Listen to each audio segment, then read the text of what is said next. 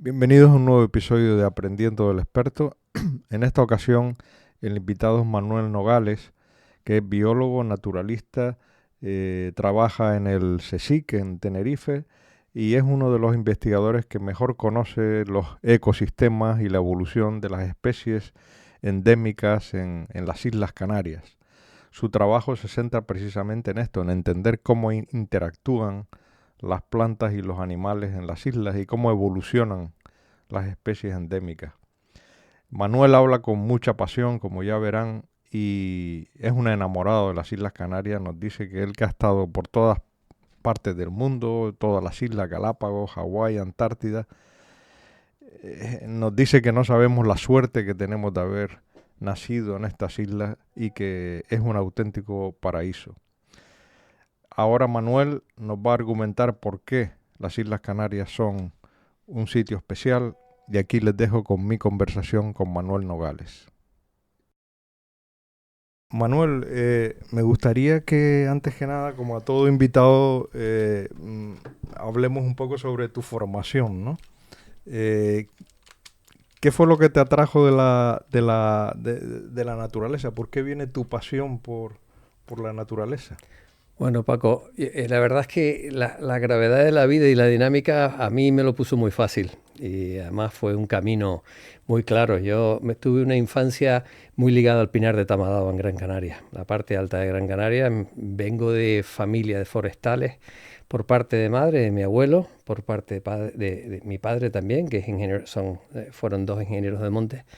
Y vivimos toda la familia muy ligados a lo que eran los Pero bosques de pinar. ¿vivieron en la zona de Tejeda por ahí o por dónde? El Pinar de Tamadaba, cerca de Artenara. Cerca de Artena. Ahí sí, ahí pasamos todos los veranos prácticamente de mi vida hasta que tuve 20 y pico años. Y de niño pues pasé mucho tiempo en el Pinar, la verdad. Ujú. Y ahí, bueno, ahí digamos entraste en contacto con lo que es la fauna, la flora Sí. y qué formación recibiste luego. Bueno, la verdad es que estuve muy rodeado del mundo científico. Investigadores que nos suenan, por lo menos aquí en Canarias, como Eric Ventenius, el botánico, el fundador del Jardín Vieri Clavijo. El Ajá. Jardín Botánico Vieri Clavijo, una serie de ornitólogos que pasaron también por casa y científicos, muchos botánicos también por casa, y ahí tuve una impregnación importante de todo lo que tenía que ver con las ciencias naturales, ¿no? Ajá. Y estudiaste eh, en Las Palmas biología o cómo fue tu formación ya más académica cuando decidiste dedicarte a esto? Porque me imagino que lo tuviste claro desde pequeño. Sí, la verdad es que sabía que me quería dedicar a las ciencias naturales. No tenía claro si bien ingeniería de montes o biología, vamos, la licenciatura de biología, pero lo tuve claro al poco tiempo de estar una semana aquí en Las Palmas, en la escuela de ingeniería, haciendo álgebra y cálculo. Me di cuenta que Ah, porque era biología, porque empecé. empezaste eh, en ingeniería sí, una semana estuve, nada más. y viste que aquello no era... Sí, no- cogí la moto y me fui a Tenerife y mis padres no estaban aquí. Se enteraron luego que ah, me sí. había ido y lo tenía claro. Quería hacer biología y la llegada a la laguna no fue fácil porque lógicamente fue un cambio de isla y un cambio de ambiente, pero tenía muy claro que quería hacer biología y no me equivoqué con el paso del tiempo. Bueno, en la laguna tuviste alguna persona clave, que, digamos un mentor de estos que influyen en tu carrera y tal, lo que te definen, o fue después de acabar la carrera cuando Bueno, realmente... yo tuve la oportunidad de estar con dos grandes grupos de investigación de la Universidad de La Laguna, uno del Departamento de Zoología, con Juan José Bacallado y Aurelio Martín, que eran los dos exponentes de ese departamento, por lo menos en todo lo que tenían que ver con las aves, que me apasionaron siempre. Y luego el Departamento de Botánica, que desgraciadamente acabamos de enterrar a don Wilfredo Wilpret, el catedrático de Botánica, este sábado Sí, leí algo con, de eso, sí. sí, con 92 años y todo un referente para todos nosotros, para muchas generaciones de biólogos. Tanto don Wilfredo Wilpret como don José Bacallado fueron dos personas claves para la creación de la Facultad de Biología de la Universidad de La Laguna, de donde venimos, fue la gran escuela que nos formó a nosotros y sobre todo tuvieron una visión de formación de historia natural, que es la base de toda persona que se quiere dedicar a la biodiversidad ya a nivel profesional aplicando métodos científicos. Uh-huh. Cuando acabaste la carrera, ¿hiciste el doctorado allí en La Laguna o fuiste fuera? Bueno, el doctorado mío fue un poco atípico porque me fui a la Isla del Hierro en la década de 1980, que era el Hierro, era una isla bastante aislada y bastante dejada un poco de la mano de Dios. Claro. Pero allí me trataron muy bien todos los herreños, la verdad que soy un herreño de corazón más.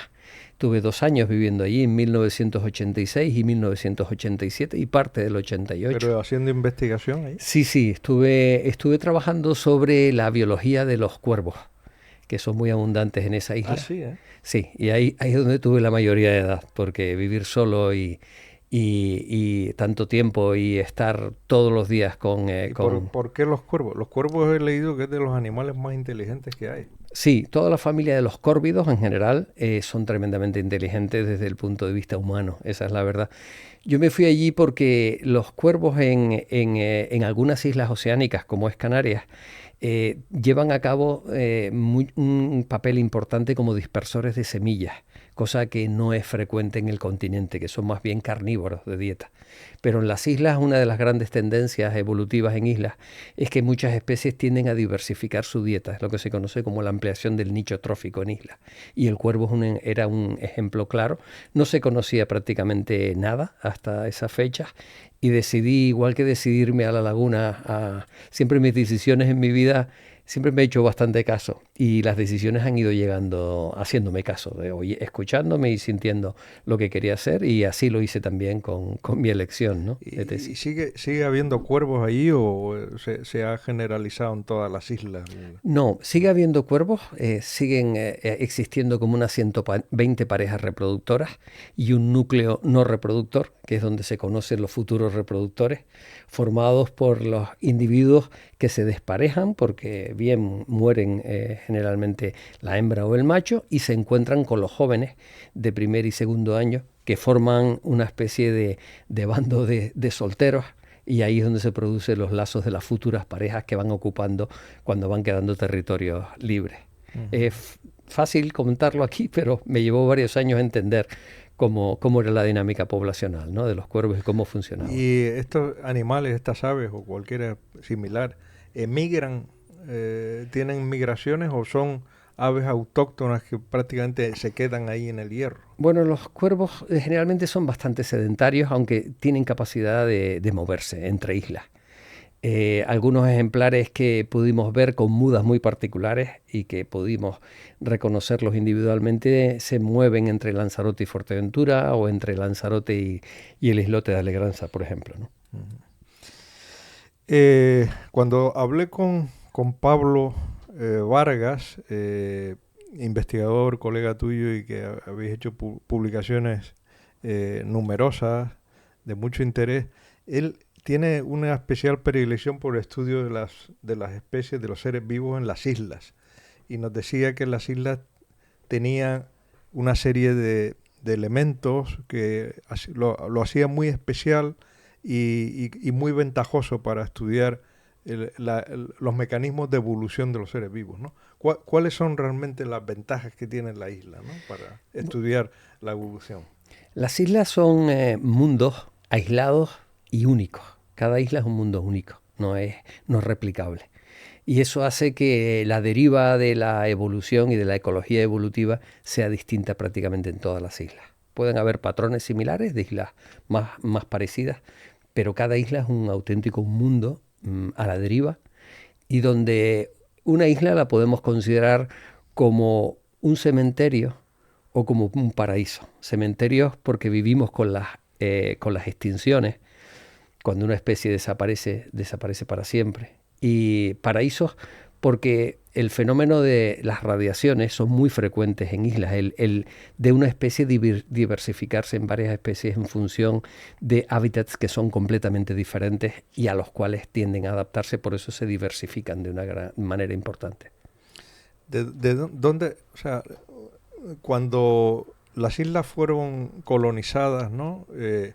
Que se estima que pudieron colonizarse por aborígenes del norte de África en el siglo I o II de la era cristiana, aproximadamente, ya habían animales en las islas, creo, posiblemente, ¿no? Lagartos o algo así, no lo sé, pero bueno, tú nos lo dirás, ¿no? ¿De dónde venían esos animales? O sea, ¿qué es lo que había aquí? ¿Cómo te imaginas tú o cómo se imagina la comunidad científica que era la flora y la fauna hace 2000 y pico de años cuando vinieron los aborígenes? Bueno, las islas volcánicas surgen del fondo del océano. Surgen del fondo del océano. Sí, exactamente. Nunca estuvieron conectadas al Ah, continente. mira, eso es una cosa interesante. Sí. Siempre uno piensa que pudo haber sido que se separaran de la No. costa africana, ¿no? No, eso es lo que hace realmente únicas las islas volcánicas. Tanto Pablo Vargas y yo hemos estado en Hawái, hemos trabajado muchísimo juntos en Galápagos y en Canarias. Entonces es realmente interesante porque todo lo que es la biota, la flora y la fauna tiene que llegar por sus propios medios. Y hay un término que se conoce como la disarmonía de las biotas en islas, que viene un poco a hacer alusión a que las llegadas son completamente diferentes en las islas.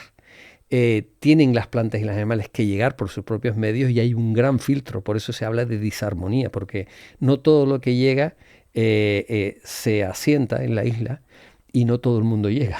O sea que eso hace cada isla pues una amalgama de biota completamente particular y diferente. ¿Cómo llegaron aquí esas especies primitivas? O sea, Bien, los mecanismos pudieron haber sido tremendamente diversos, pero lo que sí está claro es que cuando en el caso de Canarias, por ejemplo, y en el caso también de Galápagos, Canarias dista prácticamente un centenar de kilómetros de la costa noroeste de África, Galápagos dista unos 1000 kilómetros desde la costa de Ecuador y de Perú, y generalmente enfrente, cuando uno tiene la oportunidad de sobrevolar las costas continentales, llegan unos cauces de ríos que eran mucho más amplios en el pasado. Por ejemplo, las costas del Sáhara, cuando uno vuela, ve unos lechos de ríos realmente inmensos, por los que muy posiblemente hace 20, 30, 40 millones de años bajaban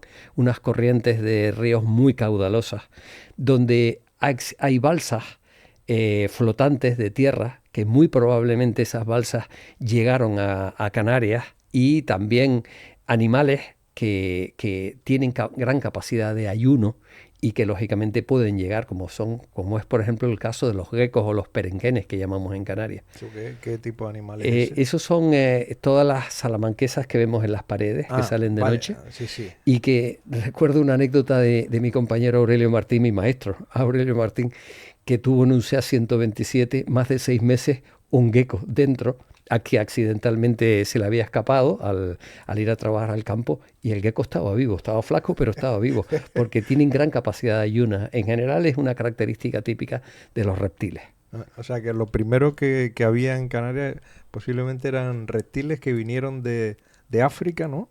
Igual transportados por balsas naturales de tierra. Sí, flotantes. A eso tenemos que añadir, lógicamente, las diásporas de las plantas, las semillas, y las esporas de los hongos, de los líquenes, de los musgos, etcétera, que no todo viene por mar, sino hay cosas que vienen también por aire, ¿no? Por muchas aves que pueden consumir frutos carnosos con semillas en el continente, llegar a las islas, defecar o regurgitar vía oral, y ahí aparecen un montón de semillas. Pero luego viene el filtro de la isla, que viene si se adapta y se puede salir adelante o no, y luego viene el fenómeno de la diversificación, cuando se constituyen las especies endémicas a partir de especies que vienen del continente completamente diferentes.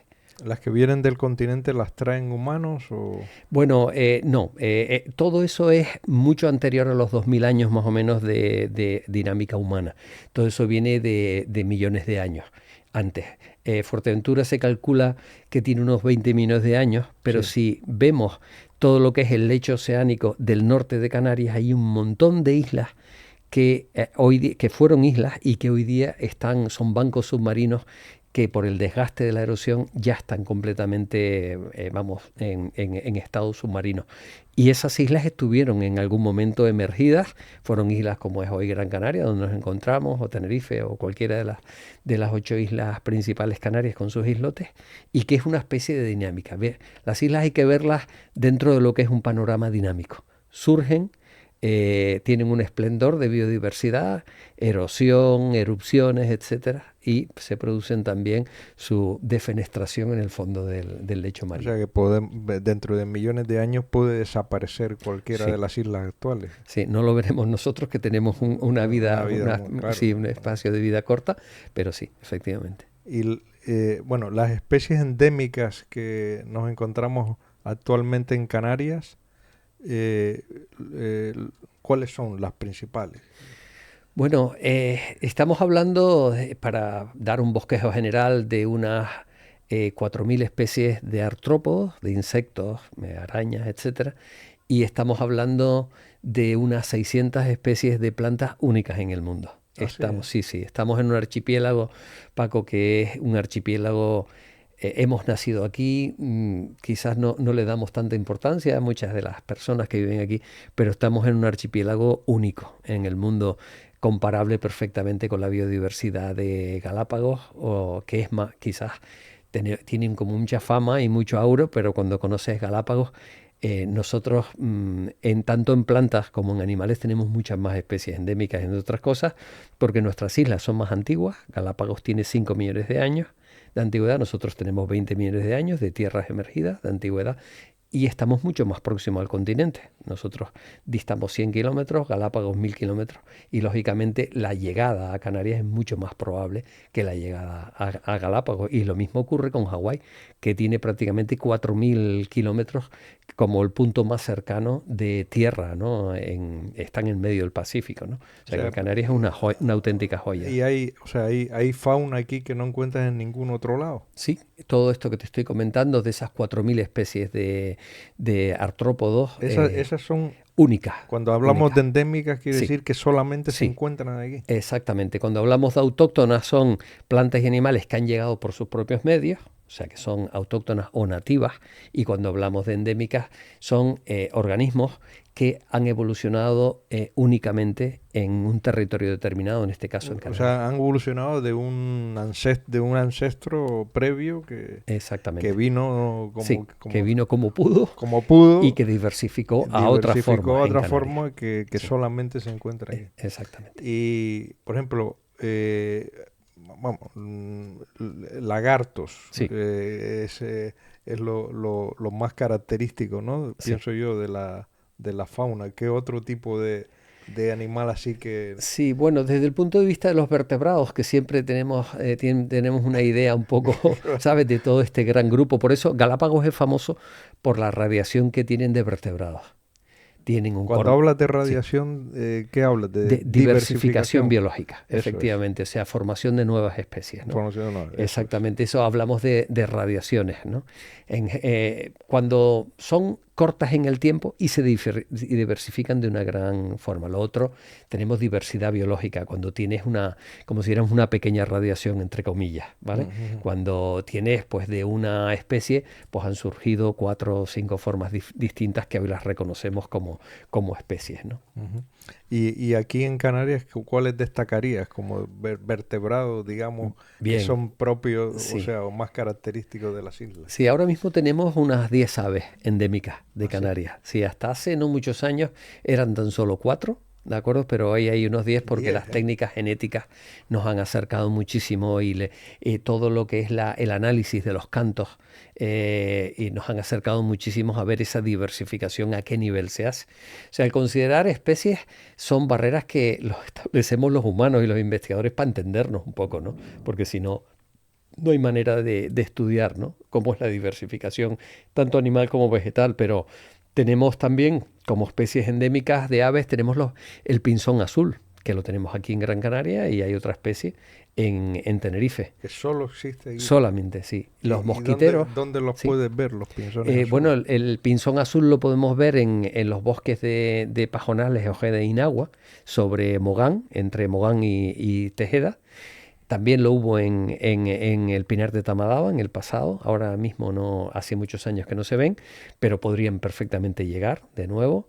Y vamos, eso en cuanto a las aves, también podemos hablar de otras especies que se han diversificado y que las tenemos en las Palmas de Gran Canaria, Por ejemplo, como es el mosquitero canario.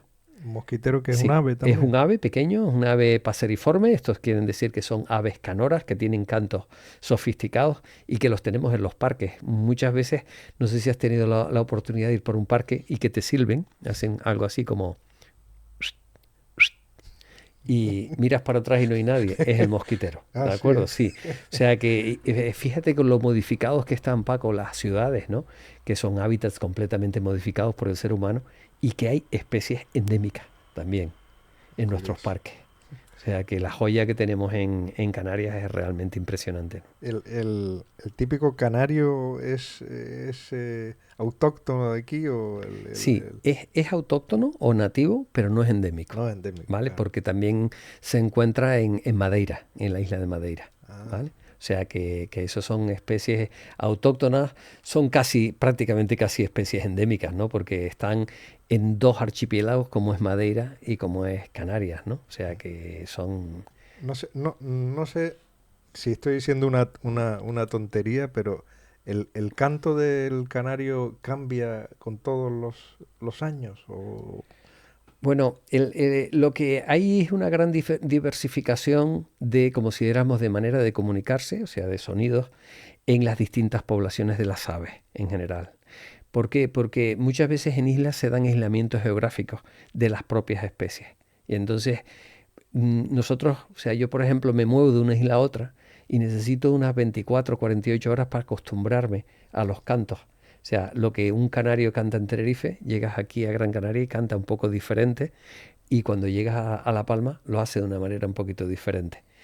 Ocurre también con los pinzones vulgares, también ocurre con los herrerillos, también, o sea que a mí me lleva generalmente 24 o 48 horas acostumbrarme, porque hay sonidos cuando llego a islas que digo, ah, es verdad, el herrerillo aquí cantaba así.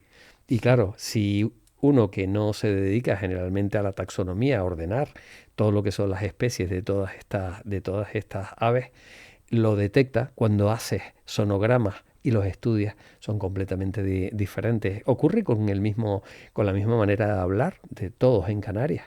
O sea, cuando habla un herreño y pronuncia esas S tan Pues sí, ahora, pronunciadas, ahora que lo lo dice, claro, identificamos bien. la analogía es perfecta, claro. Igual que hablamos de distintas maneras en las distintas islas, pues también los Sí, animales cantan de otra ocurre manera. lo mismo, lo mismo. Qué curioso. Hay otros animales que me suenan, por ejemplo, la ubara. Sí, la guara es un animal que ahora mismo lo está pasando mal, Paco, porque Es un ave, ¿no? sí, un ave grande, vamos, de unos 40 centímetros de altura o algo más. O sea que es verdaderamente impresionante cuando la ves en la naturaleza. ¿Y es endémica esta ave aquí o Bueno, solo se puede ver en Canarias? sí, bueno, en Canarias está presente es Chlamydotis undulata.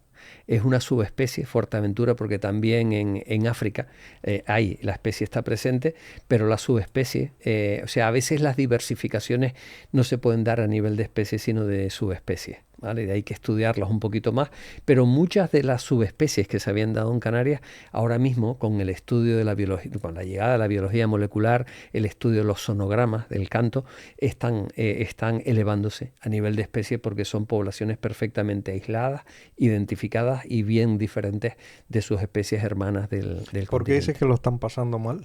En el caso de las uvaras, porque la sequía está empobreciendo tremendamente el hábitat de donde se alimentan y ahora mismo y también en todo lo que es la modificación de los hábitats por la actividad económica humana. Todo el turismo, la construcción, ahí se produce una gran destrucción de hábitat y muchas veces hábitats naturales también siguen siendo sobreexplotados, como es el jable de Fuerteventura, de Lanzarote, jable de eso, donde se extraen áridos para la construcción. Entonces, claro, todo lo que son las especies insulares son tremendamente frágiles para su conservación. Y desgraciadamente muchas veces no hay sensibilidad en el estamento político para hacer una apuesta decidida por la conservación del medio natural, que es la base de por qué tenemos tantos turistas. Los turistas a Canarias llegan para ver paisajes, animales y plantas que nunca han visto y que son únicos en el mundo. Un paisaje, por ejemplo, lleno de ovejas y prados, los tienen por toda Europa. Un paisaje como un cardonal tabaibal bien conservado, un sabinar, una laurisilva, un pinar o un matorral de alta montaña son únicos en las islas. Entonces, creo que tenemos que tener un equilibrio de conservación para mantener ese gran legado que hemos tenido de la naturaleza y la suerte que hemos tenido de nacer aquí, pero desgraciadamente todavía nos queda mucho en ese sentido. Es muy mejorable la gestión que se hace. El otro animal que me suena mucho es la pardela, Sí. también es una especie de, digamos, que está en peligro de extinción y solamente se puede ver por aquí, ¿o? Bueno, las pardelas no están en peligro de No. extinción. Lo que pasa que son animales, son aves marinas pelágicas, o sea, que viven en alta mar prácticamente el 97 o 95 o 97% de su tiempo y solamente vienen a tierra para criar, para reproducirse. Vale. Y es muy curioso porque las pardelas tardan aproximadamente unos 4 años en poder visitar la Tierra y unos 7 años en ser reproductoras. ¿Pero dónde viven normalmente? En el mar. En el mar. En el mar, sí. Viven en el mar, pescan en el mar, duermen en el mar, se conocen en el mar y se aparean en tierra. Yo las he visto en Alegranza. Sí, es una de las grandes colonias reproductoras de toda esta parte de las islas macaronésicas. Es el archipiélago de salvajes, con salvaje grande, y luego la otra colonia en tamaño podría ser perfectamente la isla de Alegranza. De hecho, hemos marcado ejemplares en las salvajes, que están un poco al norte de Canarias, y Alegranza, y hemos encontrado machos y hembras apareados que se han conocido probablemente en el banco sahariano y que se han anillado, por eso sabemos que han nacido, dónde han nacido, y su padre puede ser de salvajes y su madre de Alegranza o viceversa, ¿no? Bueno, otras especies que trajeron los aborígenes, los aborígenes realmente que vinieron a Canarias ya eran gente del Neolítico, porque ellos ya trajeron su agricultura y su ganadería, ya domesticaban animales, ¿no? O sea, lo que es las cabras que nosotros vemos aquí en Canarias, todo esto me imagino que fue traído ya de ellos, ¿no? Que son... Sí, son animales que consideramos como introducidos por el ser humano. Ajá. Entonces las cabras tuvieron un papel tremendamente importante en toda la población aborigen. Lo tuvieron también en las épocas de hambre de Canarias y no solo de hambre, sino también fuera de épocas de hambruna. Fue un animal tremendamente importante, pero es un animal que tenemos que tener en cuenta también que degrada muchísimo los ecosistemas canarios. Entonces hay que tener un equilibrio con lo que es el pastoreo, ¿no? Es importante. O sea, la conservación es un tema que a nosotros los biólogos nos preocupa muchísimo y tener un equilibrio desde lo que es la explotación de los hábitats naturales hasta la conservación es siempre un paradigma que nosotros tenemos muy, muy presente, ¿no? El camello. Sí, generalmente estuvo presente prácticamente en todas las islas, pero sobre todo en las islas orientales y centrales también. En el sur de Tenerife fue un animal tremendamente importante, pero todos esos animales fueron traídos de África. Y prácticamente han desaparecido, ¿no? Sí, ahora mismo lo que teníamos básicamente eran dromedarios. Y siguen existiendo, pues algunos en las islas orientales. Era el gran medio de trabajo de las islas orientales, en unos animales muy bien adaptados a islas secas que requerían muy poca agua, muy potentes y muy resistentes, y por eso se usaron muchísimo, ¿no? En el pasado. Bueno, háblanos un poquito de las líneas de investigación tuya, o sea, ¿qué es lo que realmente te interesa o en lo que estás trabajando más en tu trayectoria científica, ¿no? Relacionado con Canarias, claro? Bueno, generalmente cuando hice la carrera de biología tuve unos mentores fenomenales, la verdad que tuve un plantel de profesores muy bueno.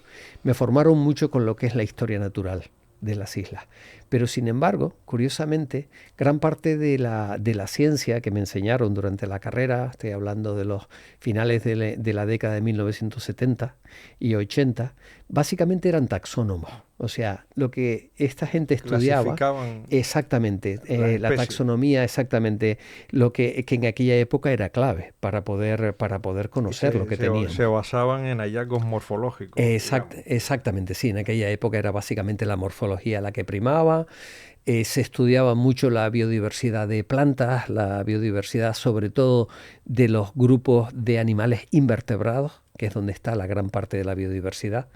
Pero sin embargo, en vertebrados, que era lo más que a mí me interesaba, y las plantas, no se conocían grandes cosas. Había un gran campo de investigación en lo que se conoce como la ecología evolutiva en islas, que es un poco, viene a decir, es cuáles son las vías evolutivas de adaptación de las especies para poder triunfar en las islas, ¿no? De eso se conocía muy poco. Las interacciones planta-animal, la dieta, todo lo que era la ecología trófica. Y ahí fue lo que a mí me interesó, fue estudiar. Vale, tenemos unos ecosistemas únicos con especies, muchas de ellas nativas, otras endémicas, pero no sabemos cómo funcionaba. Y ahí le he dedicado yo toda mi carrera profesional. ¿Quién interacciona por quién? ¿Quién facilita la vida a quién? ¿Qué animales son del gran grupo de los mutualistas que favorecen polinización, favorecen la dispersión de semillas, que son procesos ecológicos claves para que esos ecosistemas puedan funcionar? Yo le he dedicado prácticamente toda mi vida a la ecología evolutiva, a ver cómo las especies se adaptan y cómo interaccionan entre sí. Esa ha sido mi base. No, creo que he leído que los lagartos polinizan también. Sí, los lagartos polinizan, pero su papel principal está con la dispersión de las semillas. Los lagartos en el pasado se piensa que llegaron, bueno, y en el registro fósil están, con formas más bien pequeñas hacia Lanzarote y Fuerteventura, y luego van diversificando, y al llegar a las islas centrales y occidentales, que eran más ricas en vegetación y en distintas formas de ecosistemas, ahí es donde diversifican y se hacen más grandes, ¿no? Y ahí es donde se vuelven mucho más herbívoros, y dispersan semillas dentro de su papel de la herbivoría, de consumir vegetales. Parte de ellos pues se consumen frutos con semillas y llevan a cabo un fenómeno en cuanto a la dispersión de semillas. Ahora estamos con Pablo Vargas, estamos realizando un proyecto del Plan Nacional que va sobre este tema. Va sobre la diversificación en el tiempo de las interacciones mutualistas, de cómo animales como los lagartos en un principio y luego aves que van llegando, van haciendo más complejas las interacciones planta-animal y van logrando que los ecosistemas se hagan más complejos hasta la actualidad. O sea, estamos intentando de la red de interacciones, imagínense una red de interacciones, en la parte superior una serie de especies animales, en la parte inferior una especie de plantas, que la vamos a intentar conectar por medio de las interacciones, quién interacciona con quién.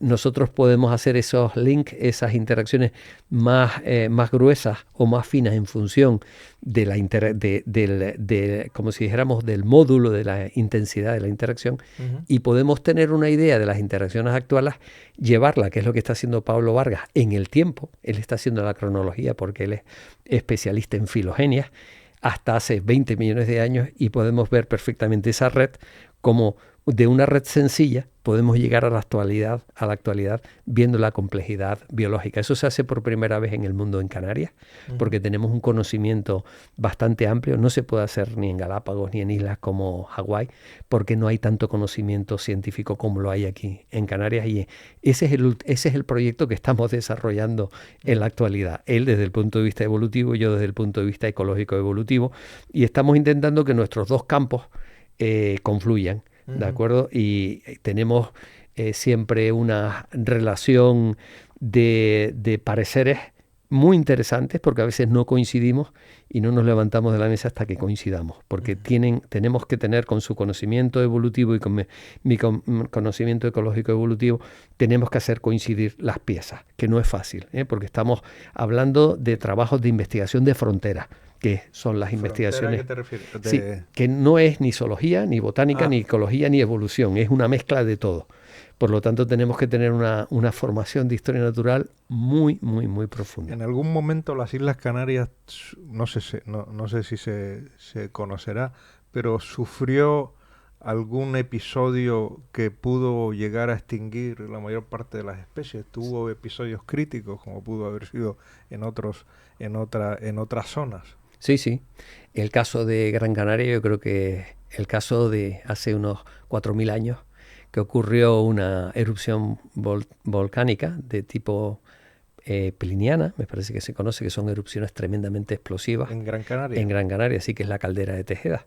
Lo que vemos como el Roconublo, el Ventaiga, son los restos del cráter de un gran volcán que explotó y produjo una catarsis que probablemente se debió de extinguir 2/3 partes de lo que se calcula de la biodiversidad existente en ese momento. Es decir, yo creo que esa erupción volcánica explosiva es muy diferente a las que estamos teniendo en el Teide y en el Tajo Gaite, en la isla de La Palma, que son erupciones, bastante diferentes y que tienen episodios explosivos, pero la mayor parte es una salida un poquito más, como si éramos doméstica, ¿no?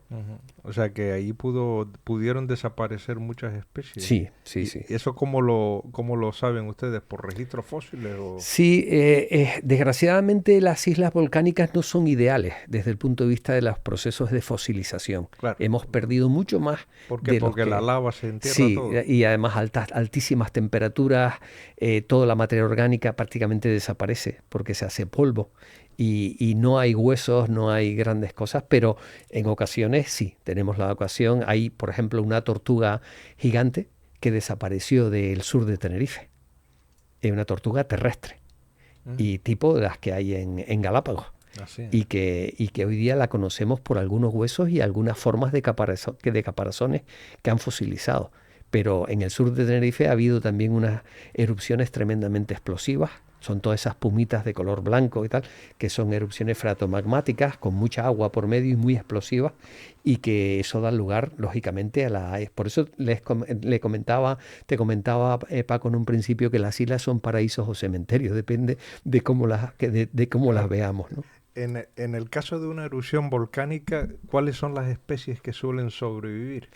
Bueno, eso es interesante porque lo hemos podido estudiar recientemente en el Tajo Gaite. Claro. Nunca nadie había estudiado el destino de la biodiversidad durante una erupción. Claro. Nosotros, no sé si consciente o inconscientemente, yo fui destinado a La Palma como delegado del CSIC, para un poco controlar la seguridad y ayudar a las administraciones competentes en que todos nuestros volcanólogos, que eran las principales estrellas de la erupción, ayudaran y asesoraran sobre todo al gobierno de Canarias para gestionar todo lo que era aquel tremendo drama humano que se estaba produciendo. Nosotros creo que intentamos ser lo más educados y lo más sensibles con toda esa población humana que estaba sufriendo, que estaban perdiéndolo todo.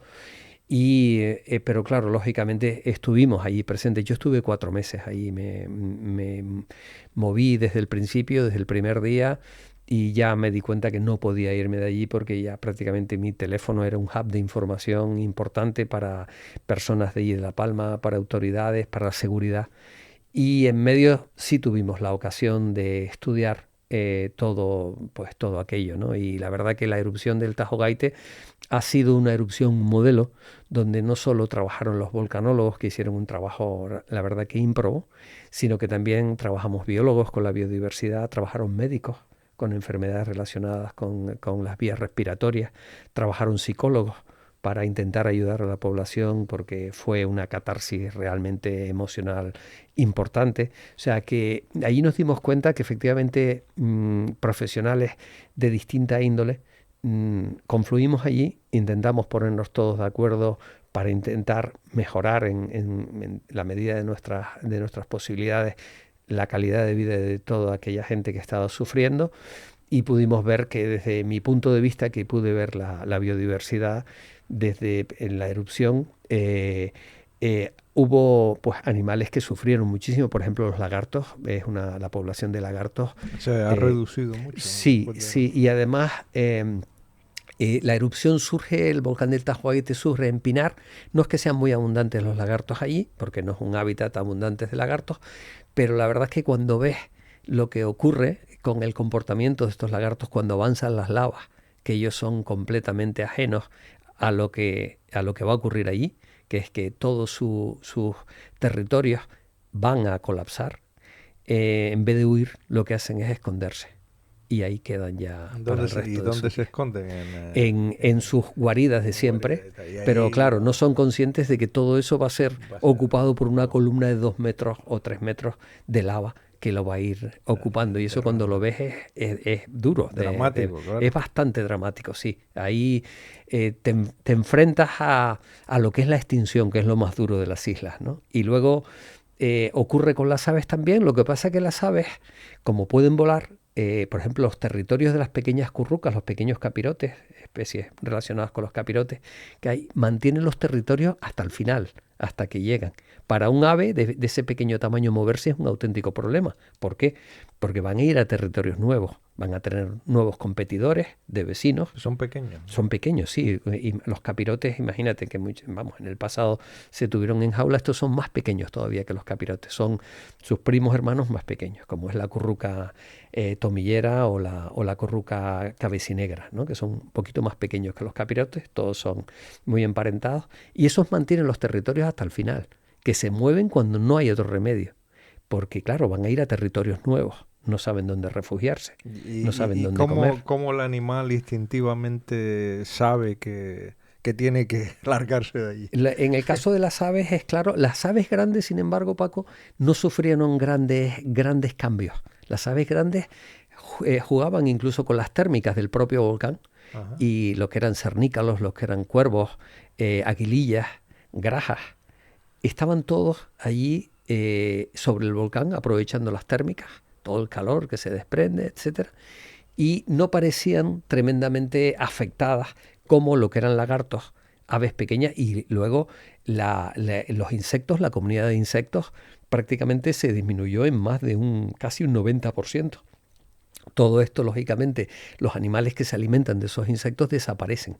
Nos llamó la atención el pinzón vulgar de los pinares de La Palma, nos llamó la atención porque a la primera semana nosotros ya estábamos monitorizando todo, de la semana nos quedamos sin pinzones vulgares.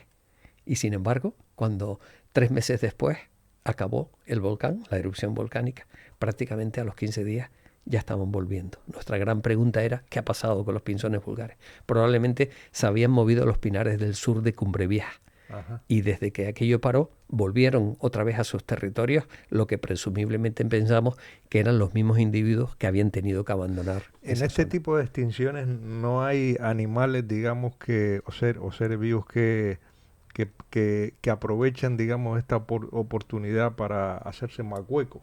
Sí, es muy interesante esa pregunta y muy pertinente, Paco. Ocurre. Generalmente, cuando lo que hemos observado es que la semana después, o los 15 días después, o el mes después de cuando paró la erupción, que fue el 13 de diciembre del 2021, aparecieron una serie de especies que yo las había conocido de la bibliografía y que se conocen como Supertramp, como el conjunto de música, sí, que son animales oportunistas que aparecen de repente y que explotan nichos tróficos, o sea, nichos de alimentación que aparecen de repente. Por ejemplo, cuando los pinos canarios se calcinan, ¿de acuerdo? Por el efecto del volcán, muchas de esas ramas se secan y aparecen lo que se conocen como los insectos xilófagos. Xilos, madera, fagos, comer. Insectos comedores de madera.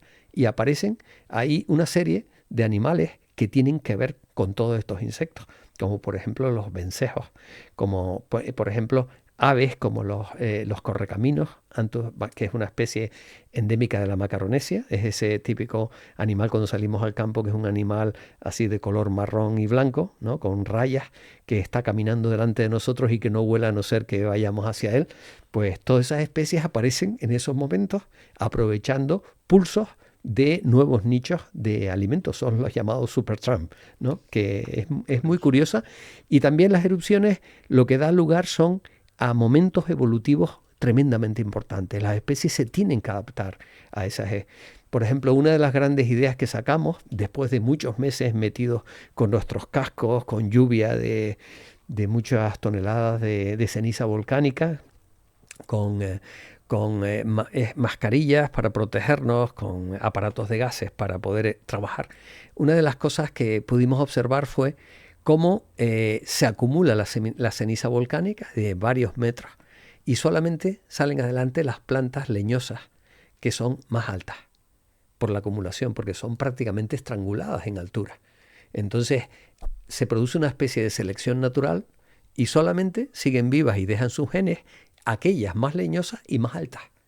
Eso explica un poco de por qué la leñosidad secundaria que aparece en islas, que era uno de los grandes enigmas que se planteaban de por qué una especie llega al continente con forma de hierba, y muchas de ellas evolucionan hacia plantas leñosas en islas y grandes. Muchas veces es lo que se conoce como el gigantismo de muchas plantas y muchos animales en islas. Planta leñosa, sí. Di un ejemplo. Sí, un árbol es una planta leñosa, un arbusto tiene lignina en el tronco, o sea, está lignificada, es fuerte, resiste viento, resiste sol, etc. Y se había hablado anteriormente por algunos investigadores que estaban más relacionados con cuellos de botella genéticos y con periodos de sequía. Yo creo que ahí hemos lanzado un nuevo paradigma, que es un paradigma tremendamente sólido. Y es en islas volcánicas. O sea que hemos podido aprender, Paco, fueron lecciones diarias realmente interesantes que tienes que estar pendiente y tienes que conocer un poco islas para poder interpretar, ¿no? Exactamente. ¿Hasta qué punto este tipo de erupciones es imprevisible? Quiero decir, los científicos, los vulcanólogos sospechaban que esto iba a durar lo que duró y que esto iba a ser lo que fue, o fue un poco sorpresivo para la gente, ¿no? Mira, esta pregunta te la puedo responder, te lo voy a responder como un profano en volcanología, pero sí una persona, un profesional que sí ha convivido y ha dormido con muchos volcanólogos, eso te lo aseguro, porque en La Palma tuvimos una casa donde las tertulias de las cenas eran tremendamente ricas, rodeadas de volcanólogos, climatólogos, biólogos, de todo. Recuerdo aquellas veladas como realmente interesantes. Es una disciplina, la volcanología, difícil, tremendamente difícil, porque ellos están interpretando en superficie fenómenos que están ocurriendo a muchos kilómetros de profundidad. Y aunque hay aparatos bastante sofisticados, creo que todavía hay mucho que hacer en ese sentido. Y la sofisticación hay que dedicarle mucha más inversión. Los japoneses, que yo creo que van un poco a la cabeza de toda la tecnología, tampoco lo tienen claro en Japón. Y eso da una idea de... En La Palma, la verdad es que a mí me parece una profesión de visionarios auténticamente, gente que dedica mucho tiempo. Es muy curioso porque a veces hay algunos de ellos que son tremendamente vehementes al defender sus teorías, cuando todo el mundo está como si éramos bastante colgados de cuerpo teórico. Pero es una disciplina realmente apasionante. Yo he aprendido muchísimo con ellos, la verdad, porque al tener que un poco dirigir en el campo, que la gente esté segura, has tenido que aprender muchísimo y empaparte mucho y pasar muchas horas con ellos. De hecho, conmigo, yo continuamente estuve en el volcán con equipos de volcanólogos por seguridad. De todos, ¿no? Y ahí aprendimos y me explicaron muchísimas cosas de por qué ahora podemos aproximarnos un poco más, ahora por qué tenemos que retirarnos un poco más del cráter, etcétera. Y la verdad es que... ¿Y fue un poco sorpresivo el tema o se esperaba que fuera de las dimensiones que fue? Bueno, la dimensión siempre es difícil, la verdad, de dimensionar. Lo que fue el centro de ignición se movió prácticamente 1,5 kilómetros en los últimos días, la última semana.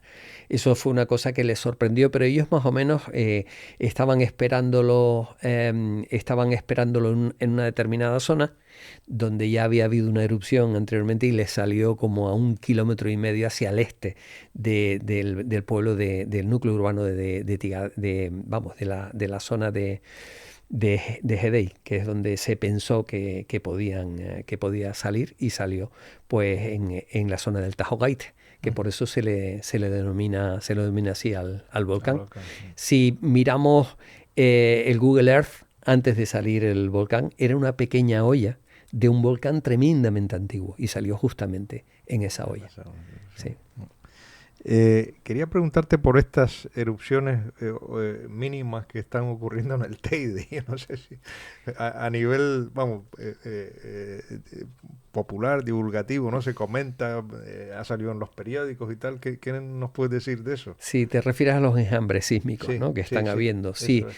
Bueno, los enjambres sísmicos puede que tengan que ver antes de una erupción o puede que no, haya erupción y hay enjambre sísmico. ¿Qué es un enjambre sísmico? Un enjambre sísmico es un conjunto de sismos que son detectados por los aparatos que tenemos. Algunos son sentidos por la población, otros no. Tuvimos un programa hace poco son sismos que se producen en un corto periodo de tiempo, ¿vale? Entonces eso se conocen como enjambres sísmicos. Tuvimos un programa en la televisión canaria muy, muy bueno con 4 especialistas, 2 de ellos también del CSIC, compañeros míos, y que fueron tremendamente clarividentes con que ellos no pueden decir que sea una erupción, pero sí nos dieron algunas de las pautas que pueden ocurrir si pudiera haber una erupción y que son sismos seguidos como enjambres, pero ya sentidos con cierta intensidad. Entonces ahora lo que ha habido son enjambres sísmicos que prácticamente no han sido sentidos, aunque en el volcán de en medio, que es ese volcán tan grande el cráter tiene como unos 500 metros, pero está a una profundidad de unos 2000 metros bajo el mar, de acuerdo, que es el volcán de en medio entre Gran Canaria y Tenerife. ¿Ah, sí? Hubo hace poco un sismo importante de 4,1 en la escala Richter, que se sintió en ciertos pueblos de Gran Canaria y también de Tenerife, incluso en Los Realejos, que me llamó la atención. Entonces, no está claro que esté relacionado, pero lo que está claro es que estamos en cordilleras volcánicas, o sea que es posible que a lo mejor pudieran incluso tener alguna relación, o sea, algo se mueve. ¿Puede ser que haya una erupción? Pues puede ser o no. Ahora mismo estamos monitorizados, Paco, como nunca lo hemos estado. Tenemos aparatos sofisticados como nunca los hemos tenido. Hay incluso 2 instituciones de seguimiento, el IGN, que lo tiene por decreto ministerial, y también Involcán, que lo financia el Cabildo de Tenerife. Tienen una red verdaderamente impresionante de sismos. Que están en Tenerife. El IGN se mueve en todo Canarias. Tienen su base en Tenerife y Involcán lo financia el Cabildo de Tenerife, tiene su base allí, pero tienen aparatos y estaciones en todo Canarias. Ahora mismo estamos monitorizados como nunca hemos estado. Claro. Y no hay muchos archipiélagos volcánicos en el mundo que estén tan bien monitorizados como nosotros. A mí me llamó la atención en el volcán de Tajo Gaite que hubo días que éramos más de 500 investigadores sobre el terreno. Qué barbaridad. Pues vendrían de todo el mundo. De claro. todo el mundo. Claro, es Europa. Las posibilidades de seguridad, de monitorización de todo y de calidad en la investigación es alta. Entonces, claro, para todas las universidades de Europa, y vinieron también de América, vinieron de Australia, vinieron prácticamente de todos los lados, ¿no? del mundo, y ahí había días que éramos más de 50 investigadores del Consejo Superior de Investigaciones Científicas de mi institución, del CSIC. O sea, era verdaderamente impresionante. Me gustaría, cambiando de tema, me gustaría un poco hablar sobre algo que tú también he visto en lo que has trabajado, que es sobre las especies invasoras, de los animales invasores en las islas, ¿no? Explícanos un poco qué son este tipo de especies, ¿no? Y si tú crees que había que controlar este tipo de especies, cómo se debería hacer este control, en qué afecta estas especies invasoras en el ecosistema y de dónde vienen también este tipo de... Bien, otra pregunta pertinente, Paco. Bueno, las especies exóticas son aquellas que son traídas por el ser humano. Y luego en islas hay algunas de ellas que se vuelven invasoras. Por ejemplo, una especie exótica es la palmera californiana, ¿vale? Que la tenemos en todos los parques y jardines, pero no se vuelve invasora. O sea que no tienen grandes problemas. Pero luego hay especies que trae el ser humano, que sí se vuelven invasoras y que causan ya problemas a nivel de la naturaleza, sobre todo cuando el ser humano modifica los hábitats, los medios naturales. Por ejemplo, los gatos, que llegaron con el ser humano para controlar Gatos domésticos. gatos domésticos, sí, los gatos asilvestrados Ujú. provienen de gatos domésticos que trajo el ser humano hace varios cientos de años y que llegan a Canarias.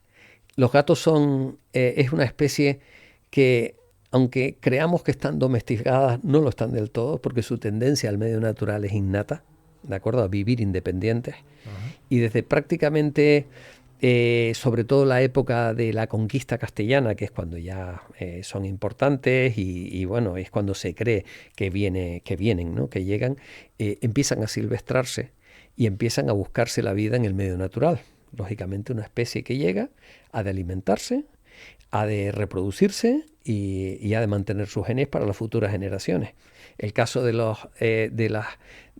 gatos asilvestrados es una de las especies más perniciosas en islas oceánicas en el mundo, porque han llegado a la extinción de más de 40 especies de vertebrados en islas del mundo. Hay un caso muy curioso de un chochín, que es una especie de pequeño, imaginémonos un canario, ¿vale? Más pequeño todavía que un canario, de la isla de Stephen, entre las dos grandes islas de Nueva Zelanda, la norte y la sur, donde un farero se lleva a sus gatos, era una especie endémica, que le llamaban el chochín de Stephen, y un gato del farero es capaz de extinguir una especie. Y solo se conocen hoy algunas pieles que el propio farero, con desconocimiento completamente de lo que estaba ocurriendo, que era taxidermista, disecó y están en los museos. Por eso conocemos el chochín de Stephen, que los gatos, se habla de un único gato, me imagino que sería a lo mejor algo más de algún gato, extinguieron una especie. Y es un caso ejemplo de lo que puede ocurrir porque es un depredador tremendamente especializado y muy eficiente. Las islas lo que tienen es que gran parte de la biodiversidad, sobre todo de vertebrados, evolucionan sin la presencia de depredadores en islas. Y la llegada de estos depredadores es completamente nefasta para la supervivencia de esta ¿Y especie. qué tipo de animales pueden estar en peligro de extinción por por los gatos? Los lagartos Los lagartos. gigantes de Canarias. Así, ¿eh? Todos están amenazados. Ya te Ajá. puedes imaginar por qué. ¿Por qué viven en riscos? Ya te puedes imaginar por qué. Ajá. O sea, los riscos han sido el sitio de seguridad no solo de algunos vertebrados, como es el caso de los lagartos, fíjate, el lagarto gigante de La Gomera, en los riscos de todo lo que es la América, con grandes bloques de rocas donde han logrado escapar, la fuga de Gorreta, una fuga de prácticamente 900 metros sobre el nivel del mar que se levanta en frontera, Teno, con el galote intermedia, el lagarto moteado, canario, que vive también ahí. No es una casualidad que todos los lagartos, y el lagarto gigante de Gran Canaria también, que desgraciadamente tiene un carácter más bravo, ha logrado salir adelante, pero desgraciadamente ahora nos ha llegado la invasión de culebras de California y lo están llevando también a estar amenazados. De hecho, acaban de financiar un proyecto LIFE europeo para intentar salvar las 3 especies que tenemos de tanto el lagarto, la lisa, como el perenquén, el lagarto y la lisa que son endémicos de aquí de Gran Canaria, no lo hay en ningún otro lado, y la lisa que compartimos especie curiosamente con la isla del Hierro. ¿La culebra de dónde viene? La culebra, la lisa, perdón, acabo de decírtelo mal, la lisa es endémica de aquí y el perenquén es el que compartimos con la isla del Hierro, está en toda la Wedgeri. Disculpa, ¿tu No, pregunta? la culebra. Sí, la culebra desgraciadamente traída por el ser humano Sí. y negligentemente soltada por personas. Se habla de un escape accidental, pero ha habido absolutamente Qué de todo. barbaridad. Y Sí. se multiplica Sí. y con esa facilidad. Y estamos invirtiendo muchísimo dinero, que es prácticamente un saco sin fondo, Así, para lograr controlar y poder que nuestra biodiversidad pueda seguir. Es que para vivir en islas hay que tener una educación ambiental amplia y ser tremendamente responsable. Esta población de culebras se tardó prácticamente 10 años en empezar a trabajar seriamente. Y 10 años son muchos años con una invasión de culebras que suelen ser las peores desde el punto de vista de la biodiversidad. Culebras de California que estaban adaptadas a comer mucho reptil. Imagínate llegar a un paraíso como una isla donde el fenómeno de compensación de densidades, o sea, tenemos pocas especies, pero algunas de ellas son tremendamente abundantes. O sea, es pasto prácticamente para Claro, para claro, todas estas culebras, ¿no? claro, claro, claro. ¿Y cómo se eliminan? ¿Qué pasos habría que dar para eliminar a tanto los gatos salvajes como las culebras? Lo primero es tener una legislación a la altura. Desgraciadamente la ley de bienestar animal, que hacía mucha falta, ¿de acuerdo? Porque habían algunos animales que había que protegerlos desde el punto de vista legal, se metieron con todo el medio natural. Y eso ha sido mortal para la biodiversidad. Realmente mortal, ahora mismo. Entonces, hay muchas personas que se definen como animalistas, pero que su biodiversidad prácticamente acaban en el perro o en el gato. Y eso está haciendo un daño tremendo porque ahora mismo los gestores del medio natural pueden tener problemas legales si quieren controlarse los gatos. Ujú. En la mayor parte de las islas que yo conozco donde han sido erradicados los gatos por distintos... O sea, erradicar no quiere decir matar, ¿vale? Tú los puedes sacar perfectamente y es una erradicación también y ponerlos en otro lado. Mm. Pero en las islas donde se han erradicado, la biodiversidad ha vuelto a florecer. Se han recuperado especies que estaban al borde de la extinción. Ya. Y esos tenemos casos, un montón de casos en el mundo. En el Pacífico, en el Índico, en el Atlántico, por ejemplo. Manuel, quería hacerte ya una serie de preguntas, ya un poco de reflexión personal. Bueno, explícanos un poquito el centro donde trabajas, que es el Instituto de Productos Naturales y Agrobiología. ¿Qué engloba allí? O sea, ¿qué grupos de investigación son los principales en este instituto, ¿no? Y pertenece al CSIC, el instituto. Sí. Sí, sí, es un centro propio del CSIC. Va a cumplir dentro de poco ya más de 80 años, o sea que ya es un centro de mucho tiempo. Se creó por el Cabildo de Tenerife, pero al poco tiempo ya fue el CSIC el que se hizo cargo del centro. Empezó a trabajarse con agrobiología, siguió con volcanología, siguió con química orgánica, siguió con biodiversidad, siguió con climatología y siguió con sociedad. O sea que hoy día tenemos un pequeño CSIC, estamos a 1500 kilómetros del continente. Lógicamente tenemos que tener posibilidades para asesorar a las instituciones públicas, tener una diversidad que afortunadamente el CSIC la tiene, es conjuntamente con el Max Planck de Alemania y con el CNRS de Francia, es de los únicos países del mundo, y en eso nos tenemos que darnos cuenta, que tenemos un sistema de investigación, una institución única y que no es ni Estados Unidos ni Inglaterra, que suelen tener universidades y ahí es donde tienen la investigación. Pero dedicarse a la investigación y levantarte por la mañana a investigar, yo que he sido profesor de universidad y he sido investigador, es un plus de calidad y de productividad realmente importante. O sea que en Tenerife, en este instituto, en el IPNA, CSIC, que es como se conoce, tenemos las tres grandes áreas de Europa de la ciencia, que es materia, vida y sociedad. El CSIC se caracterizaba por ser tremendamente exigente en el fichaje de sus profesionales y generalmente tenemos gente de muchísimo nivel. Ahora mismo tenemos un problema en el centro de Tenerife porque hemos captado muy bien, mucho talento, se captan muchos proyectos, pero hemos captado más dinero que lo que nuestros administrativos pueden gestionar. Y ahora estamos intentando meter un poco de cemento en la base para que el centro se pueda sostener. Pero es todo a base de excelencia. El CSIC es una institución de excelencia científica. Eso me lleva a la siguiente pregunta, ¿no? Que siempre hago a los investigadores, es cómo ves la investigación en España. Hay mucho talento, eso está claro y todo el mundo lo sostiene, ¿no? Pero por otro lado hay, digamos, defectos que suele ser la falta de financiación, el exceso de burocracia, pues el acceso a una carrera profesional desde temprana edad, porque la gente tarda mucho en colocarse y mucha gente se tiene que ir fuera y tal. ¿Cómo ves tú la investigación en España y cómo se debería de mejorar, en qué aspectos, ¿no?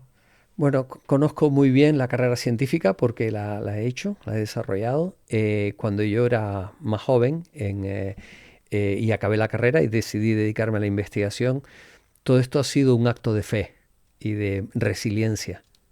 La gente de mi generación, aparte de ser gente con buen talento, tuvimos que ser gente tremendamente resiliente y estar convencidos perfectamente de que queríamos dedicarnos a la investigación en este país. Este es un país donde en general no se ha creído en la ciencia. Hay una frase lapidaria por ahí de algún ministro que es que investiguen otros, que, que eso fue nefasto.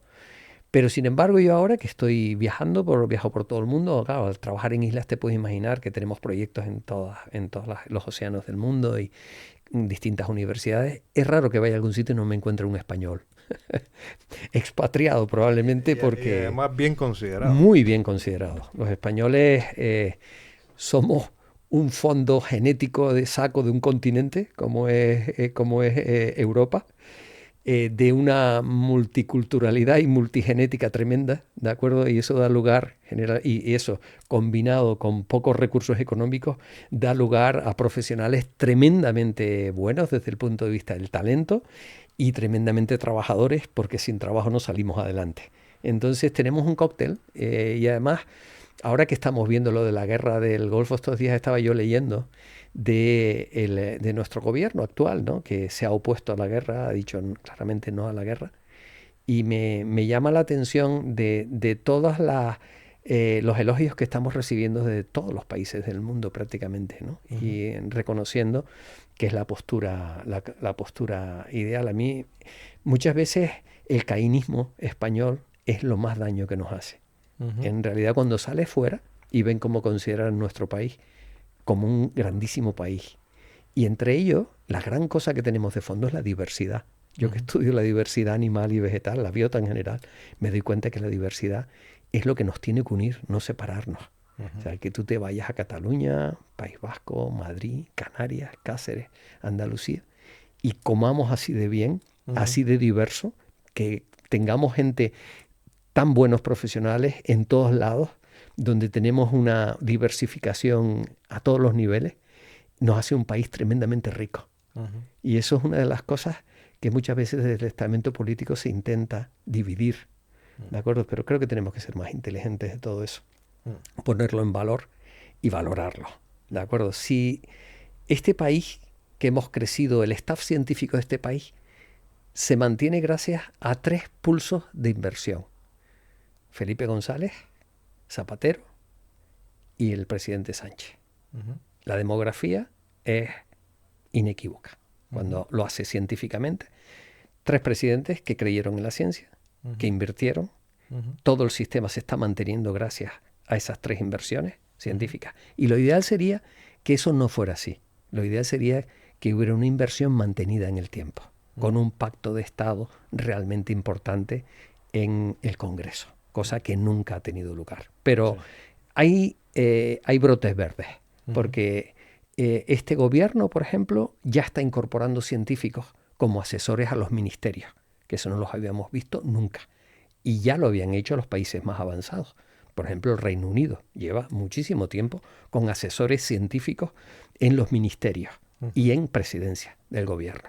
Y eso, pues, es esperanzador. Y muchas veces cuando nos llaman, de vez en cuando, en juicios a los científicos, para dar nuestro expertise profesional sobre temas tremendamente controvertidos. Hace poco un compañero mío acaba de estar en un juicio sobre gatos asilvestrados. Ah, sí, ¿eh? Sí, ha dado su parecer, que me parece completamente acertado. Se llama Juan Carlos Randos, profesor de la Universidad de La Laguna.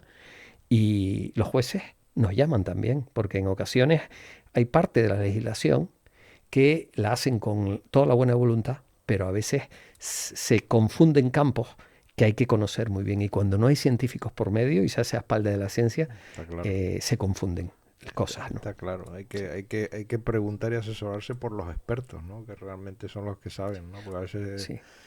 se prima el tema político, ¿no? Claro. Paco, un país que invierte lo que invierte, si a la hora de la verdad no hace caso de sus profesionales, algo mal estamos haciendo. Total, sí, sí. Quería preguntarte, ya que viajas tanto, primero, recomiéndanos a la gente que nos escucha sitios a visitar en las islas, en Canarias, o sea, porque muchos somos de aquí, pero la verdad es que no conocemos bien nuestras islas. O sea, si tú tuvieras que decir, mira, vete a tal isla, a tal sitio, o a tal otro, tal, danos unas recomendaciones, ¿no? Bueno, una pregunta difícil, ¿eh? La más difícil de todas. Estamos en un archipiélago que es una auténtica maravilla. Yo he tenido la oportunidad, te digo, de trabajar en islas prácticamente de todas las latitudes, incluido el Ártico y el Océano Antártico también. Yo he trabajado prácticamente en todas las latitudes, en los tres grandes océanos, en los dos más pequeños del Polo Norte y Polo Sur.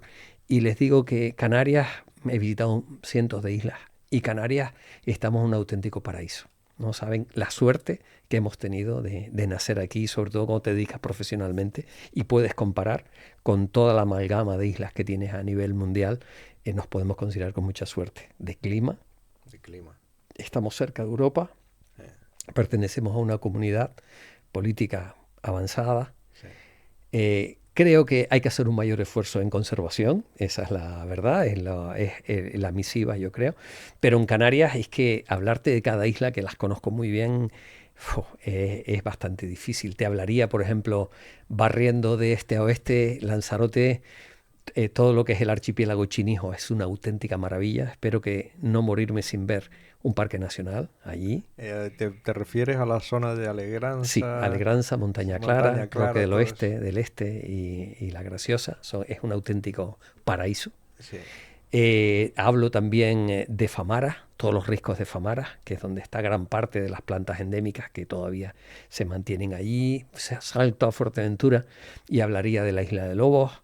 Te hablaría también de la península de Isla de Jandía. Lobos, que a mí siempre me tiene intrigado, que fue la isla donde hubo un asentamiento romano para sacar el Murex. Exactamente, En Lobos. exactamente, exactamente. Increíble. Seguimos por Gran Canaria, los pinares antiguos de Gran Canaria, Tamadaba, Inagua, Ojeda y Pajonales, Gugui, que esperemos que en el futuro pueda ser un parque nacional, representando el Tabaibal cardonal y parte de los bosques termófilos de almácigos que hay allí, las dunas de Maspalomas, seguimos a Tenerife, como no, el Teide, Anaga y Teno son dos sitios realmente alucinantes, seguimos por La Gomera.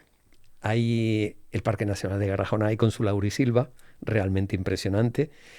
El Barranco de Majona al norte, que probablemente va a ser parte del Parque Nacional de la nueva extensión que se está llevando a cabo allí.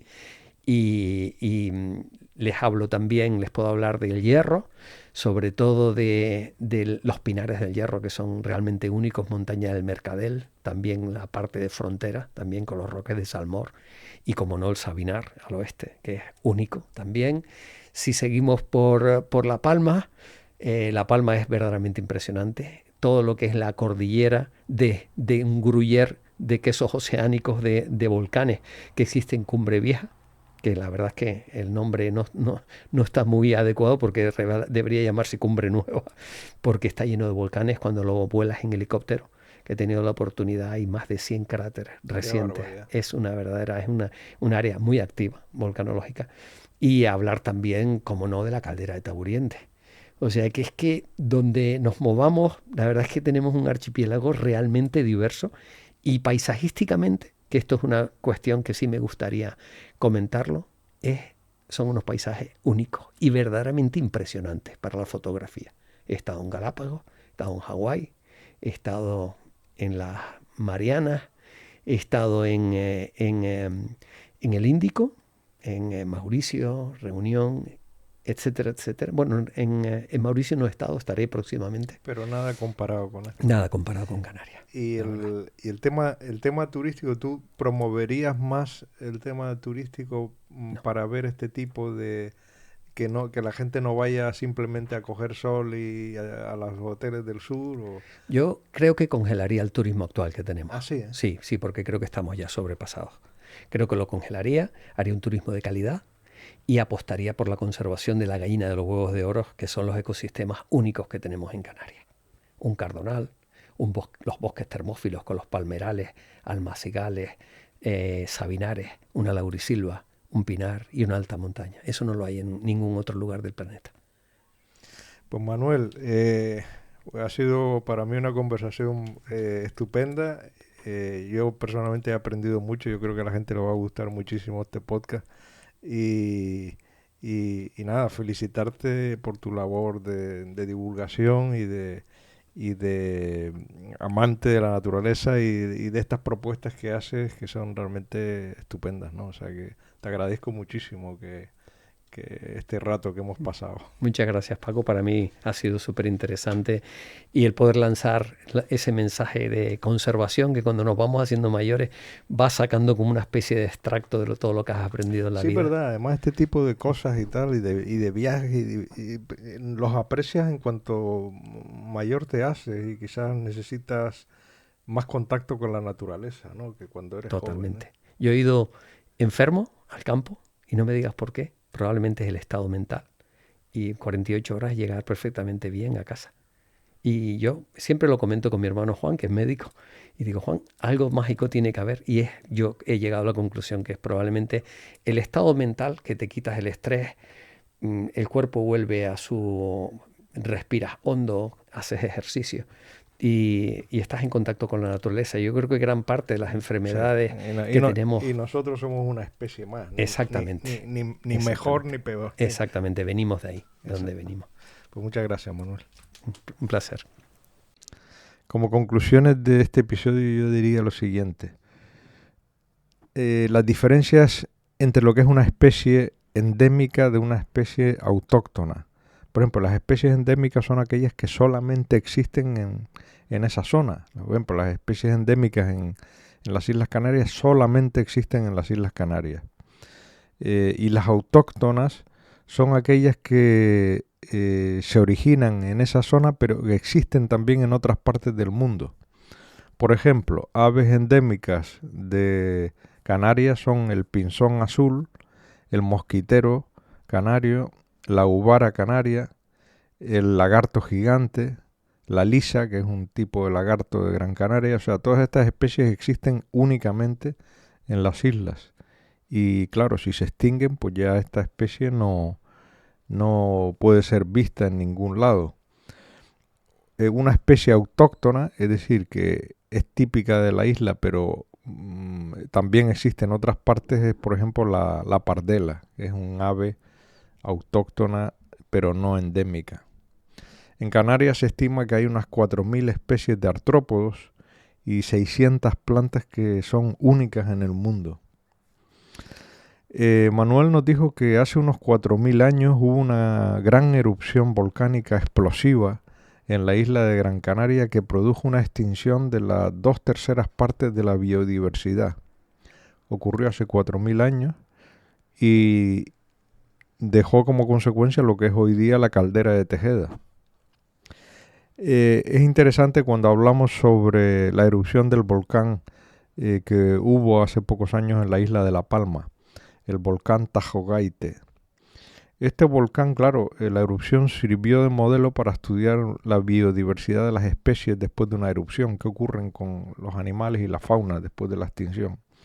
Se observó, por ejemplo, que los lagartos sufrieron mucho porque se escondían en sus guaridas, ajenos a lo que estaba sucediendo, y quedaban enterradas por las coladas de lava.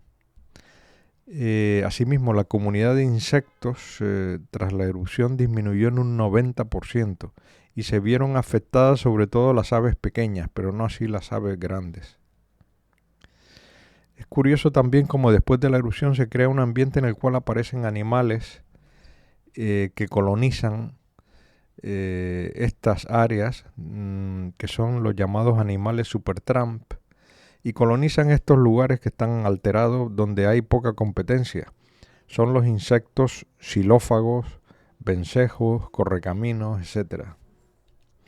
Por último hablamos de especies exóticas que son traídas por el ser humano y que algunas de ellas pueden ser invasoras y causar problemas en la naturaleza. hablamos del problema de los gatos, que son animales depredadores, que aunque creamos que están domesticados, no lo están del todo, y pueden provocar la extinción de algunas especies. Por ejemplo, en Canarias, los lagartos gigantes, que es una especie endémica, están amenazados gravemente de extinción por los gatos. Y, por ejemplo, la lisa, que es un tipo de lagarto de Gran Canaria, también está amenazado por otra especie traída de fuera, que es la culebra de California. Y nada más. Este ha sido el episodio de hoy. Espero que les haya gustado y volveremos de nuevo a subir otro episodio dentro de un par de semanas en Aprendiendo del Experto.